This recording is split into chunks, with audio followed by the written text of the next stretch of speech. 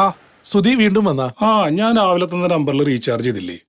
അത് രാവിലെ തന്നെ ചെയ്തായിരുന്നല്ലോ. ഇതല്ലേ നിന്റെ നമ്പർ? ഇതപ്പ തന്നെ ചെയ്തിട്ടുണ്ട്. ഇതാ ടിക്കറ്റ് ഉണ്ട്, നോക്കിയേ. എന്റെ നമ്പർ തെറ്റിപ്പോയാ? അവസാനം 12:39 പക്ഷെ 39:12 എഴുതി. സുധിനല്ലേ എഴുതി തന്നെ? ശരി, ഇനിയിപ്പോ എന്താ ചെയ്യാ?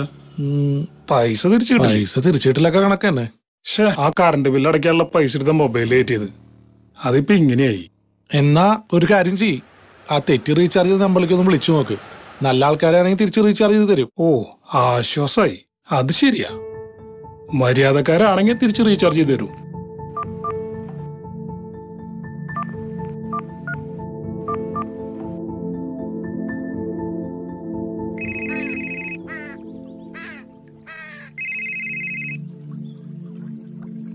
ഉമ്മ ഫോൺ അടിക്കണേ.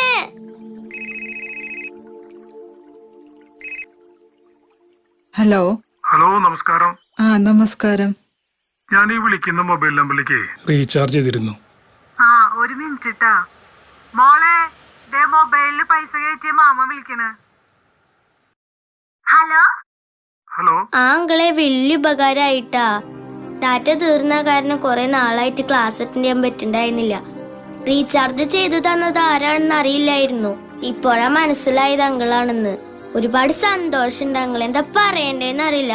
ശരിക്കും കരച്ചില് വരാ അങ്കിളെ. സന്തോഷം. മാമന് സന്തോഷായി മോളെ. മോളുടെ പേരെന്താ? ആയിഷയുടെ ഉപ്പ മൊബൈലിൽ റീചാർജും ചെയ്ത് തരില്ലേ? ഇല്ല വാപ്പച്ചി, ഇല്ല.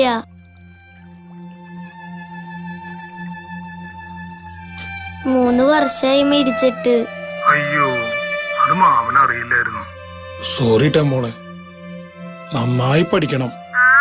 നീ സ്കൂള് തുറക്കുന്നവരെ മോളുടെ മൊബൈലില് ഡാറ്റ മുടങ്ങില്ല. അത് ഈ മാമന്റെ വാക്കാ.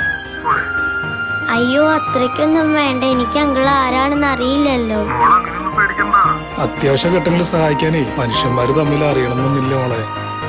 എന്നാ ശരി, മോള് വെച്ചോ. ശരിക്കും ഇപ്പോഴാണ് ഒരു ആശ്വാസമായത്. എന്റെ മനസ്സൊന്ന് തെളിഞ്ഞു. കയ്യിൽ ഒരുപാട് പൈസ വന്നിട്ട് മറ്റുള്ളവരെ സഹായിക്കാന്ന് വെച്ചാൽ ഒന്നും നടക്കില്ല. ഉള്ളോണ്ട് ചെയ്യാം, അത്ര തന്നെ. ഗ്രാൻഡായി സുധി, നിന്നെ സമ്മതിച്ചു. നന്നായി, നല്ല കാര്യം.